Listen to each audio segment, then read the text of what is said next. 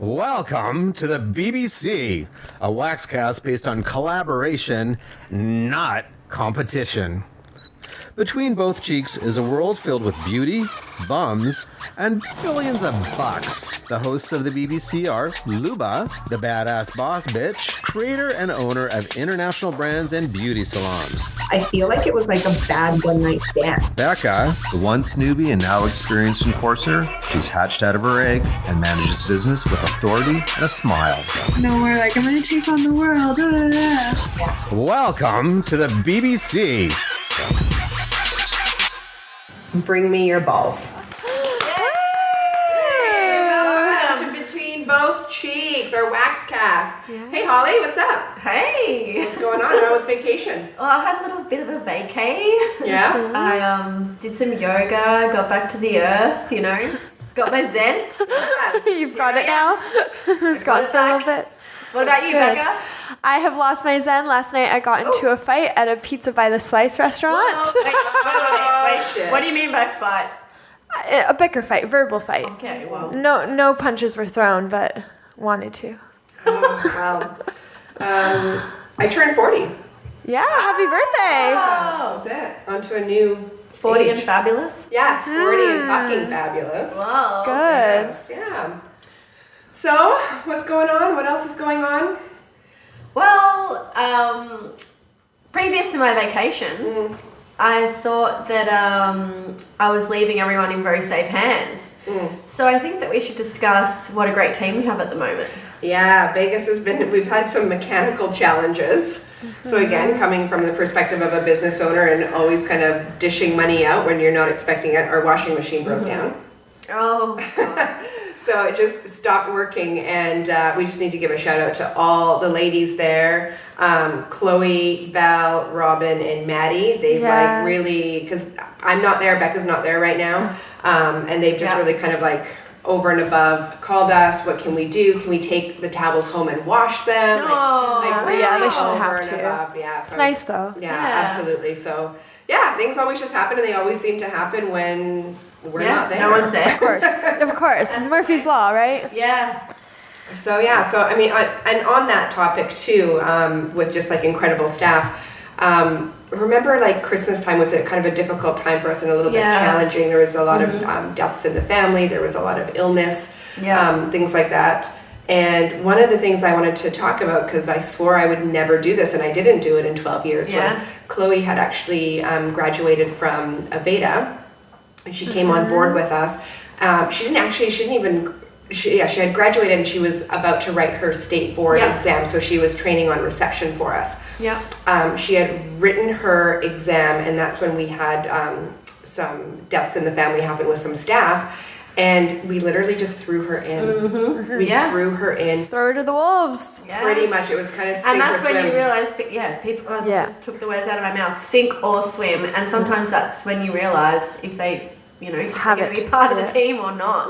Yeah. And yes, definitely shout out to Chloe. You killed it. Yeah, taking that on and never complaining and viewing it all as a learning experience. Yes. And I think this is where a lot of graduating estheticians perhaps fail or perhaps realize that this is not the right path for them, is they see these real life situations and they think, no, I'm not ready for that. Like, where's my teacher? Or I need to be supervised. Or it's not like that in the real world. No. So you're either going to be able to do that or not. And one of my things is go in the room, touch your client with a firm touch. Yes, I because love if that. you just go in and you just take control of that situation and put your hand on them and be like, right, you're in for this treatment today and this is how we're going to proceed. Fake it till you make it, because the last thing you want to do is go into that room all jittery and nervous. As soon as they're nervous, you are nervous. If you take control and they're not nervous, they will be comfortable. And Chloe embraced this so well without any guidance from anyone. She just went in and she just did it. By herself, she's just reception a and everything. natural that everything. way. Yeah, she was just really confident too, because we had clients with requests, right? And this can happen if people are ill or call out or anything like that. there were request clients, and there were too many of them for us to call over the holidays. And she was just like, my name is Chloe, I'll be your wax for today. I'm going to take you back today. The confidence was really great, and she's now retained all of those clients. But that's so great. So that's the first time that's ever happened in 12 years that we just kind of said, do it the way that you were taught, because we were always like, no, you need to go through 40 hours of our training. And we lucked out with Chloe because she is a strong waxer already. So so that was kind of crazy. Great. The show must go on. And absolutely. she took and control. we also have Robin in the Vegas location, who's come from a strong management position and actually has a marketing background. And so all the emails that you guys see, all of those SDs out there, business owners that get our emails, those are all done by Robin. Yes, and she's doing a great job. But more credit to her, she's wanted to go to school to learn what it is like to be like an esthetician. I'm just going to spell it out. ROBAADOO at Instagram, who is our marketing specialist. Now learned esthetician. She's going to school now to be an esthetician, so that's super cool, right? She'll be a waxpert soon. We've got Val in the store, Valentina. So this was something different. Ciao, Valentina. Ciao. When Becca does the staff meeting, she goes, ciao, Valentina. Ciao. Who's from Italy. Yes. And then something really different that we've done with bringing her on board was I was always so focused on waxing because it's like 98% of our business. Ladies wax hair removal. Right. But Val is very strong. She's our skincare specialist or facial specialist. She's got a really, really strong background in that. And usually if someone would come to me like that, I would just kind of throw the resume to the side and be like, it's probably not going to be the right fit. But she's such a great fit for the team. She's a strong waxer. And then we do have someone on board that is a skincare facial specialist, and she does all like the training with the other girls, and everyone books in her like getting a facial with Val is an experience. Absolutely incredible. Absolutely incredible. Skincare by Valentina. That's what it is. So shout out. And then we got Maddie, our little newbie. Yes. And I've spent a lot of time with Maddie training her, and she's a little bit of a, what do you call them? Firecracker. Military brats? Is that what you call them? Military brat. She's a firecracker for sure, but she's a military brat. She's traveled all over the world. Lived in Japan. Yes, quite an amazing story, and such a great personality, and someone that you definitely want to be your esthetician for sure. Yeah, if you ever see Maddie, ask her about the pineapple farms in Japan. Wow. There you go. Yeah, and someone, Maddie has just such a strong desire to learn, and she's hungry, and that's what I really love about her. Actually, everyone in Vegas is, the team there is very, very hungry, so shout out to our amazing team that's keeping it together. Very lucky. And then who do we have in Vancouver? We've got our veteran Susan, who's been with us for several years, right? And she's the mama bear.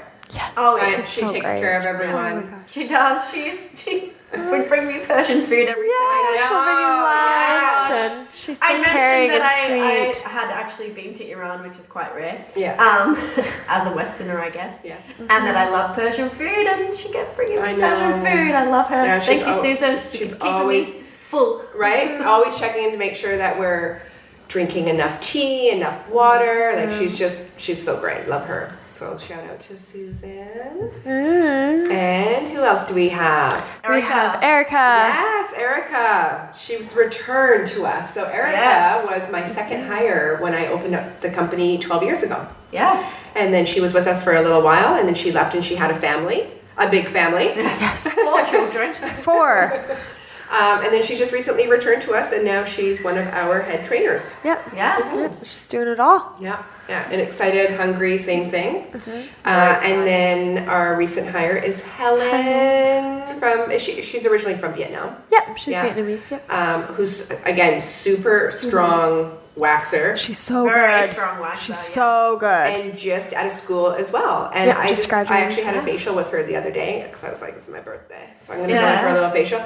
And I said to her after the facial, I said, were you doing this in Vietnam before you went to school? And she said no. And I just looked at her. Natural talent. And I said to her, you have practiced. Yeah. And you can tell those ones that go home and practice when they're in school or after they leave school. It makes a huge difference. Yeah. Of course. So we just wanted to give shout outs to our great team. Yes. because we're so happy with them and they're so incredible and we couldn't do it without you. So thank you for making our lives easier. Yes. Super duper strong team right now. Absolutely. Really, really grateful. Yeah. Makes our lives easy. Well, do we have anything for Holly rips a new one? Do we? Holly? Yes, we Wait, we meant to pause then? Yes. Insert the music. The producer. Producer was like, yeah. Pause it. Okay, so, all right. When I get to rip a new one, I never get to share any good news with anyone. But I'm going to talk to my male audience today. Okay. So recently we had been doing some training Okay. on Brazilian, Okay. which actually the more I speak about it with people in the outside world, the more I realize people are still very scared of this service. So what is a Brazilian for those people that don't, or So listeners that don't know? a Brazilian is the alternative to a Brazilian, where you're removing all the hair from the genitals of a male, front to back. Okay. Very popular, more popular than people think, as we already touched on. It's not just the gay population that get waxed in that area. It's your everyday bloke, you know, the guy next door. Shout out to John, our token gay that's here. Token gay. What's his Instagram? He's got a weird one too. We got to give a shout out to him. You just gotta make your Instagram your name. Our producer has an assistant. JERNCERB. Shout out to our token gay. Assisting my producer. So when Luba refers to her gays, John is one of the gays. Gays. Yeah. Trademark. Yeah. The gays. The gays. Anyway, sorry. Yeah. Unfortunately, none of those gays have gotten up on my table. I would love to have a go at them, but Church and state. I don't get Hey, that's to. a wine. So anyway, what I was going to say is that I've recently been doing some training in that space with lots of different men from different age range, different hair types, different backgrounds. Yeah. And one of the comments from the junior staff was that they did not realize that there could be discoloration in that area. Oh, Yeah? yeah. So I just wanted to maybe let everybody know Just speak that, about it. I mean, in my experience, because I have seen a lot of penises in that professional setting, is that you can see all sorts of different things. And as people age, you are going to see not just like the misconception of women having discoloration in that area, but men can have discoloration in that area as well. Yeah. So I think this was a little bit alarming for my junior staff member because she didn't realize that that was a normal thing as we age. It was me, everyone. It was me. I didn't want to throw you in it, but No, it's fine. yes, it was Becca. No, I didn't know. Because she's not a trained esthetician, but she was assisting me with some training and filming and all sorts of things. And I was like, what do you mean? To me, that was just so normal that I knew that. So I just wanted to let it out to our listeners out there because there could be men that are listening to this or there could be women that are partnered with men or that are thinking that, what's wrong? Like, why has he got this discoloration? Yeah. So, why is my man's dick getting dark? Yeah. It is normal though. It is normal. It just happens with age. Yeah. Age, hormones, and ethnicity. Yeah. Right? 3 reasons for Same as what we skin say whitening with and anal bleach and women. I had never seen a penis that old, so I had never known. It's true. It's true though. How old would you say that penis was? How old's old? He wasn't old. Just the only naked men I've seen are around my age, so I'd never seen older than that. What's old to you, Becca? That was a bad choice of words. He was probably what would you, 45? Yeah. Yeah. I think our producer is 45. Well, 44, but yeah. But I just didn't realize, and it's funny that you say it. It's the same for everyone because skin is skin. It doesn't matter who it's on. And I never really understood anal bleaching either when I first started because I'm Caucasian and I'm mostly the same color all over. I don't have discoloration from anything. Like even if I get acne, it doesn't really leave a mark for very long.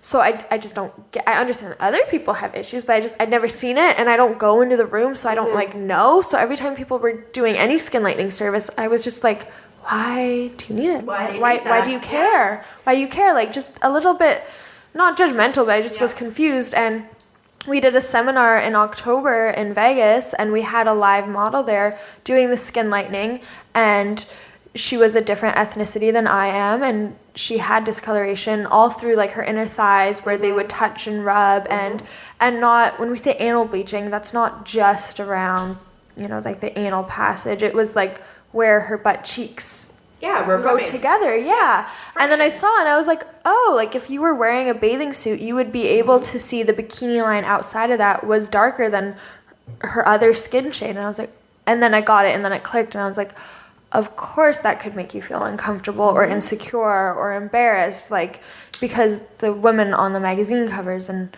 porn, they don't look like that, but you look like that, and no one talks about it, because, I lived my whole life and I didn't even know that happened. And then we did Brazilian training, and then I got it too, that you can use bright all over, and that it can be applicable for men as well. So funny story with when you mentioned that, like, people don't look like that are in porn. When I started the business and people were asking for anal bleaching, and I brought it on, but again, I'm not an esthetician, so I wasn't quite sure. I just knew that there was a demand for it as a business person. Jake and I were just early on, like, together.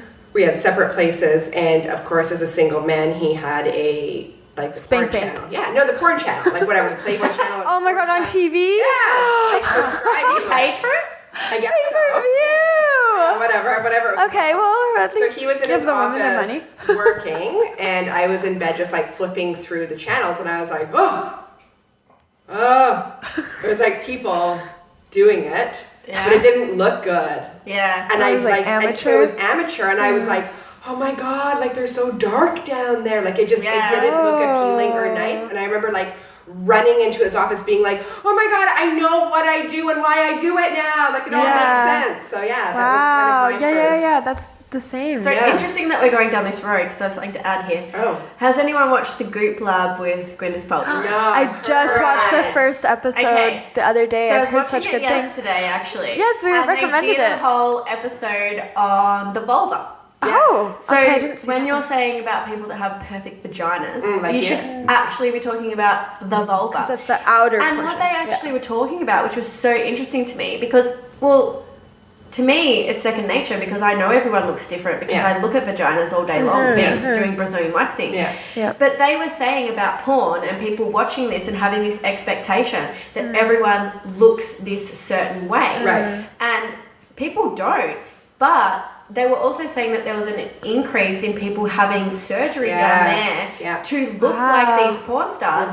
But then they decided that part of this episode was to show all the different vulvas and how they can all look so different, but they're all beautiful. And I was like, well, that's so interesting, because, and I know that everyone who isn't a waxer will relate to this, is that we all say, once you've seen one, you've seen them all.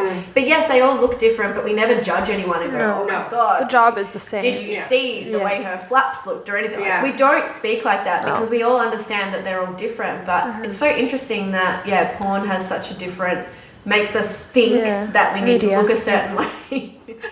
The gay is laughing in the back. He's red. He's red. He wants to see the photos. This is our first recording of a podcast having a live audience. A live audience. We're so popular that we're selling tickets at the door.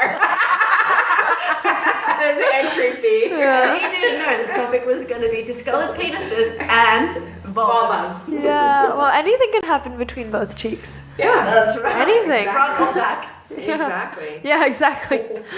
I might be going out of order just a little bit, but I will get better at this, I promise. I'm trying to...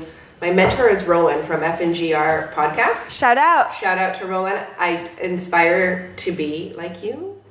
He's great at pulling everyone back. So good, right? And everything's in order. I'm like, okay, now we're going to go here. Do we have any letters? Any love letters? Oh, yes, we do. There we go. Shout out to Millie. We do. We have one from Millie. And what's her Down Instagram? Under. Down Under. Oh, where is it? We have fans everywhere. And we know that you listen, because we can look. It's so strange. We see you. Who is in England? Please write in. We need to know. We want to know who you are. Oh my God, it's Harry and Meghan. No, we've they're talked here about now. them We've now. spoken about that. Are they here? Do we know? Yes. Or are they still looking at the $38 million mansion down the street? Yes, they're deciding. Well, it won't be in the... And her mother is going to move to Paparazzi. Canada as well. I read that this morning. So maybe it's her mother listening. They're all moving here. Anyway, Millie _Hawkins 99. Shout out. Millennial. Hey, girl. Just wondering if you could talk about laser hair removal and the misconceptions of it.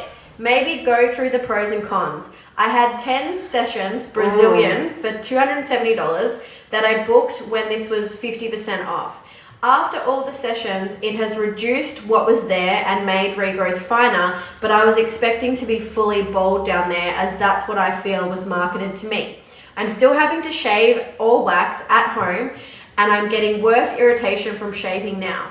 I have found that my ingrowns have been reduced. A concern I have is that we are yet to know the associated and long-term risks of this new technology, my worry being that it might cause some form of cancer or predispose me to similar conditions. That's my thoughts and concerns, but yeah, I'm still shaving anyway. So what are your thoughts from a professional perspective? That's great. That's a beautiful question, Millie. Thank you. So my first thing, and this really, really shits me when people market laser hair. Shits me. Is that a... Shits me up the wall. Aussie. Who talks like that? It actually shits me up the wall. Shits me up the wall. I'm going to say That's that. disgusting. Young girls are being marketed to this way because laser, as we know, is permanent hair reduction. Okay. It's not hair But that's not what they advertise. They don't, and it's very frustrating because yes, it's going to minimize your growth, and yes, it could get rid of your ingrown hairs. But as we've seen now, you think that you're never going to have to pick up the razor or go to the waxing salon again, and it's not true, and they're just taking money off people. So I really don't like that people can just get away with taking money off their customers. Yeah. False advertising. My roommate, Monica, I don't think she listens, but if she does, shout out Monica. She does laser hair removal, and that's what the laser clinics here market it as. They do. I only heard that. And I work at a waxing salon, and she has never come to visit us, and I have a friends and family discount, and she's not come in, but she will go to that laser clinic once every 6 weeks to get a touch-up. And you might get a touch. Exactly. You might as well be getting waxed. That's not even that and shouldn't work like that. No, exactly. And they are like probably the most popular laser clinic in town just because their advertising is so huge. But she just has such a misconception and how much does she pay for a touch up? Do you know? She's done it in like a package or a bundle that they sell. But I know for her bikini line it was like $2,000 for I don't know how much it was, but like she's paying good money, and if you're paying that, you're expecting to not have to maintain ever again because that you're removing the time and gaining the convenience. And it's supposed to be super painful. I heard it's like worse than a tattoo. Yeah, I mean they say that it's the same, if not worse, than waxing. Depends on your experience. Have you had it done, Molly? Yeah, I have. Okay, yeah. I have. But to me, it was reduction. Yes. And I've still needed to maintain waxing, but not as regularly. So for me, I would say it has worked. But the more because what happened is that when laser first came out, there was like the key clinics that had the really expensive, powerful machines, right? But then you had every person on the block opening up with some variation of that machine and marketing it as the same, and then charging, like she didn't pay much. I think she said $270 for 10 sessions. That's not much. No, not at all. So that's not $100,000 machine. That already speaks to me that's a cheap imitation machine that is reducing the hair growth. But when you're signing up for that, and as she says, the health implications are unknown because laser is still relatively in its infancy, right? So we still don't know the long-term complications. So to be having 10 sessions of that and to not get your result, at the end of that you are hesitant to go back because you're like, well, I'm putting more laser into my body, but am I getting the results? Whereas waxing and sugaring and shaving have been around forever and a day, and we know that it's not dangerous. It's not causing any implication. So on the business side of it, because people ask all the time, like, we get calls, right? Do you do laser? And we don't. And a couple of the reasons are that I didn't do it was your insurance like triples. Of course. Business insurance. Really? With machinery. I was very uneducated about the machinery, and there are things that can happen that you can't reverse. Right? There's damage that can happen that you can't reverse, and I just didn't want to be on the hook for anything like that or deal with anything like that. And we also do a lot of skin lightening and brightening for errors that have been made with laser hair removal machines. Yeah. So it's something that I just didn't want to touch. Yeah. So what is our advice? Well, that's a good question. Just educate yourself. Just educate yourself. I think it's do your research. Obviously, look at their. I know we spoke about reviews in one of our previous episodes, but looking at their reviews of people that have maybe been there like 5-6 years ago that are saying, I've had long lasting results. You know, some of these things come on the market, they're a fad, they're not the great technology. You need to know a little bit more about the machinery and the technician that's using it as well. Are they qualified? Because as Luba just said, things can go wrong. You're dealing with machinery. They can hold that over the area too long. Yeah. So you can burn the skin, you can discolor the skin. So you need to make sure you're in really safe hands. And obviously knowing that technology is going to work for you. Otherwise, keep waxing until you find the right place. Yeah, like I mean, I've been waxing since I was 17, 18. I literally like don't have any hair in certain areas. Like it really does pay off. It does pay off, but I think it's just a longer result. Yeah. Yes, I think the generation 99 I'm not millennials 96. that the thing is we want to do something once and want it to work forever. Yeah, instant gratification. Exactly. And we would all love that too, but we can all say, everyone who's seen someone in the waxing room, that if they do wax continuously for a period of time without shaving between, it actually does pay off. Yes. So it's really, really nice to see those results, and I wish we could speak more about those people or show their before and afters or whatever it is, but it does pay off. So the best thing is just put the razor down completely. Whether you're doing laser, sugaring, waxing, whatever, razor has to be down for any of those to work consistently. Yeah. And I guess just do your research. Like I think one of the questions that I would ask if I was going in for laser hair removal is what's the percentage of hair that possibly can come back? Yeah. And I think, you know, hopefully wherever you're going, they're going to give you an honest answer on that it isn't removal, it's reduction. Yeah, it's reduction. Yeah. Exactly. Yeah.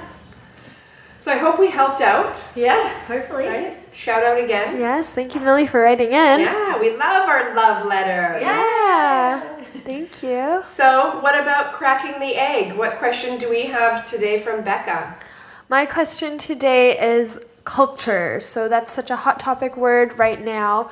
And how do you cultivate culture? How do you implement that? How do you control such an ambiguous thing? And do you need it? Do you need it? Yes, you absolutely need it. There has to be some sort of culture. What is that though? I'm just gonna drink right now.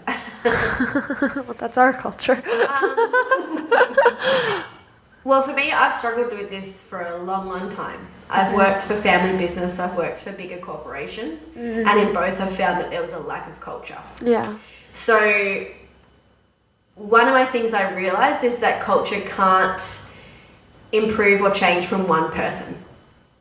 And culture always comes from the top down. Yes. Yeah. So you can go to the top and you can say, this is what I want to do and this is what I want to implement. But if they don't have your back on that and have the same beliefs, it's never going to change.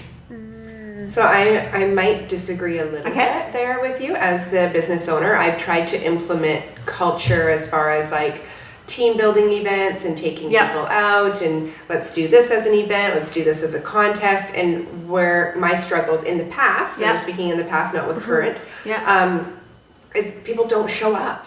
Yeah. So I spend the money. So they don't want to be involved in culture. So again, I don't necessarily think it comes from the top, because if I can put it out there, I need people to be involved. So I think it really comes from the team that you have and everyone wanting to be a team, wanting to be friends and wanting to help each other. Yeah. Yeah. Okay. No, I like that too, because I like to see both sides of it, because I struggled to bring about that for so long, but I felt like in a bigger corporation, not speaking of where I'm working now, but in a bigger corporation, I felt that it was all on my shoulders and I needed to speak up for the team. But then I went to the top and they're like, yeah, well, you can do this, but you need to implement it. And I'm like, but I'm one person. Yeah. Like, I'm the middleman. I can't be the one who's You're like, the messenger. yeah, it's like, don't shoot the messenger. And I just felt like it was really deflating. I was like, but if I have this great idea, why can't you as the CEO or the business owner take on this idea and put it out to the team, and I'll support you. Right. Because you're in that higher position where people are going to follow what you do. Yeah. So I really struggled with that to the point that I just gave up. Yeah. I was like, it's not going to change. I'm one person in a big company, and it's not going to change on me. So I gave up. I think, I mean, in my past years when I worked for corporate, and I know our producer, he works for a very big corporate company, and they have like planning committees. I can't remember exactly what they called them, but they are the people that like bring in, the barbecue days, or, and that's what makes it good, because they can bring it into the stores or the offices or whatever. And I mean, I think that's a huge part of it. When you're a small business, it's a little bit harder. But yeah, I mean, I will continue to work with you, Becca, on building culture in our stores and all of that. But it's been challenging. But for me, I think it really depends on both sides. Like Holly was saying, I think it does have to come from the top, that you have to have a business owner that is willing. Yeah. Is it going on to events and doing extra Not necessarily. culture in the workplace? In the workplace, but I think, having those outside events builds culture, right? Because you get to see people outside of the store. We spend so much As time friends, in the store and at work and in our uniforms and stuff like that. Sometimes it's nice to put on other clothes and go out for dinner. Ripped jeans. Go out to a show. Yes, no ripped jeans to work. I don't care how stylish they are. I wear them every day when I'm not at work just to make up for it. I'm old, and we're not wearing them in the store. No, I agree with that. So it's nice to get outside of the store. Yeah. Okay. So Becca, just before we finish up, what does culture mean to you? Yes. Oh, see, that's a good question. That's why I'm asking. So I've worked many jobs, and some places I don't believe have culture at all. But one company I did work for a long time, and still do, is a recreation part of the city, so the rec centers. And they, 5 years ago, changed their name of their division to, it used to be North Vancouver Recreation Centers. And now it's North Vancouver Recreation and Culture Commission. So they put the word culture in the name. And they do have culture where there are certain values that everyone shares, like core values and beliefs, and the way that you interact with each other is, and I think they do a really good job of setting that in place straight from the induction, like straight from hiring. They, people who, if you have an event, they won't show up. They're not hiring those kind of people. And I don't know how they've got it so on point, but they're able to weed it out in a way that I haven't seen anywhere else replicate. Exactly. Yes. I love that. Does that? Yeah. It's fine. It's a work in progress, I think. I'm just a new manager, so that's something that, I listen to these podcasts and I read these books, and that's such a hot topic right now is it's all about culture. And like you've said, Holly, what I keep hearing is everything comes from the top down. Every single problem as a business starts at the top. And I agree with Lou. I don't think that's necessarily true. It does go both ways, but culture is such a hot topic in everything. Because we talk about this, like, on these podcasts and stuff where people are like, oh, it's so amazing being a business owner on all this. Let's write in, let's DM these podcasts, these people, and ask, what does culture mean to you? Because I think it's another kind of maybe buzzword. Like, what does that even mean? Like entrepreneur or influencer. Like, what is this buzzword and what does it mean to you? Yeah. That's great. Culture. We will come back to how can you control a feeling? To our fans. Culture, take 2. Yes. I'll go do more market research. That's just on my mind. Before we finish off, Becca? So, Luba. Yes. I am learning, but you have already learned and have a lot more experience than I do. So what are some lessons that you have learned in your business? Lessons learned with Luba. Oh, I got applause. Woo! Oh, I thought I would have like a cool intro. Applauses are I need a cool intro. Okay, so right now I'm binge watching Suits. I'm Meghan Markle. I know. Harvey. Oh my god, he's on my list. He's dream man. Dream man. I'm so in love with him. have He not doesn't watched have that enough show. sex in that show though. No, He doesn't. More. Yeah, way more. It's all off camera. I'm obsessed with it, and not because the royals are moving here. I actually didn't know Meghan Markle was in it. I started watching it. Yeah. That's her. But he has a quote that's Yes. very that resonates with me very well with changing the business. Okay. And he says, "When you are backed against a wall, break the goddamn thing down." Oh. So that's when Harvey. he said that, when he said that, it was very much my lesson learned was that if I'm not an esthetician and I'm constantly, not constantly, but sometimes being backed into a corner where I need to call 30 people and cancel their appointments because I can't go fix it, what am I going to do to change it? Yeah. And here's where we're going with the launch of Bright, with the training, the development, Yeah. the education piece, the online piece, stuff like that. So that was my take from that show, and that quote was break down the wall. Wow. That is my lesson. If it's not working, just Pivot. Break it down. find something else. Break it down. Okay, that's good. So thank you for joining us for another episode of the WAXcast. Thank Between you both for- cheeks. Thank you for listening. Follow us on YouTube, Wax Hair Removal Bar. Instagram at Between Both Cheeks or at WAXHR Bar. Slide on into our DMs with your love letters. We love them. And make sure you subscribe and listen to us on iTunes, Stitcher, Spotify. iHeart. or wherever else you find your podcasts. Thank you and good night. Thank you.